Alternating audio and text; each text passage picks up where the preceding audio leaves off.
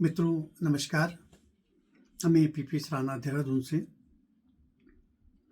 मित्रों, मैंने पिछली वीडियो में बताया कि यदि कोई स्त्री गर्भवती है और हमसे ये प्रश्न करती है कि मैं गर्भवती हूँ, क्या मेरा गर्भ सलामत रहेगा, तो इसका मैंने सूत्र आपको पिछली वीडियो में बताया था।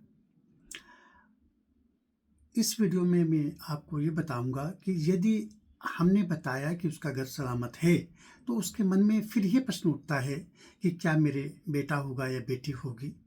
तो इसका उत्तर हम प्रश्न कुंडली से कैसे देंगे, तो अभी इस वीडियो में मैं आपको बताऊंगा कि बेटा होने के क्या योग हैं।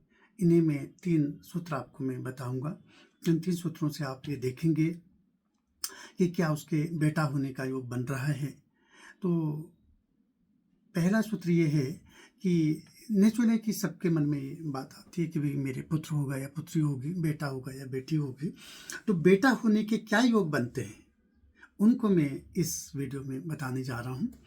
देखिए, जब भी उसने ये प्रश्न किया तो उस टाइम पे लग्नेश, पंचमेश और चंद्रमा, 3 चीजें याद रखिए। लग्नेश, पंचमेश और चंद्रमा, ये तीनों ग्रह या तीनों में से 2 भी यदि विषम राशि के अंदर है, 1, 3, 5, 7, 9, 11, लग्नेश, पंचमेश और चंद्रमा, यदि इन तीनों में से 2 भी विषम राशि के अंदर हैं तो आप कहेंगे कि आपके पुत्र संतान होगी।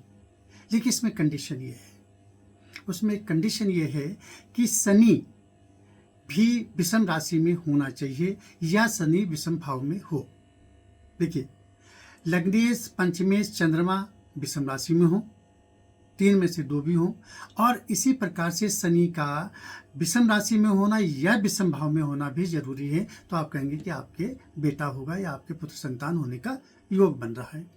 इसी प्रकार दूसरा सूत्र क्या लगेगा, इसी कुंडली के अंदर आप देखेंगे कि यदि कुंडली के अंदर चंद्रमा सूर्य से आगे है, यानी कि सूर्य से जो चंद्रमा है वो सूर्य से आगे के भाव में यदि है और शुक्ल पक्ष में उसने प्रश्न किया हो, कंडीशन है शुक्ल पक्ष का प्रश्न हो और चंद्रमा सूर्य से आगे के भाव में हो तो भी पुत्र संतान होने के योग बनते हैं। तो ये दूसरा सूत्र आपको मैंने बताया। इसी प्रकार जब भी व्यक्ति कोई जातक जातिका हमसे प्रश्न करती है तो उस टाइम पे उसके कुछ हाव भाव होते हैं। यदि उसने ये प्रश्न किया कि मेरे बेटा होगा या बेटी होगी, यदि उसने प्रश्न करते हुए अपने दाएं अंग को छूते हुए, यानी उसका हाथ दाएं अंग पे था, तो आप ये भी एक सगुन शास्त्र के अंतर्गत, तो आप ये कहेंगे कि आपके पुत्र होगा, आपके बेटा होने का योग बन रहा है। तो मैंने 3 चीजों को बताया, फिर मैं आपको एक रिपीट कर रहा हूं कि लग्नेश, पंचमेश और चंद्रमा विषम राशि में होने चाहिए, शनि विषम राशि या विषम भाव में होना चाहिए, और शुक्ल पक्ष में यदि प्रश्न किया है तो उस टाइम पे चंद्रमा सूर्य से आगे के भाव में होना चाहिए, और यदि वो दाएं अंग को छूते हुए प्रश्न करे तो विपुत्र संतान होने के योग बनते हैं। इन सूत्रों को आप याद करके अगर आप इनको ऐसे अप्लाई करेंगे तो आप उनका सटीक उत्तर देने में आप कामयाब होंगे। आज के लिए इतना ही। बहुत बहुत धन्यवाद।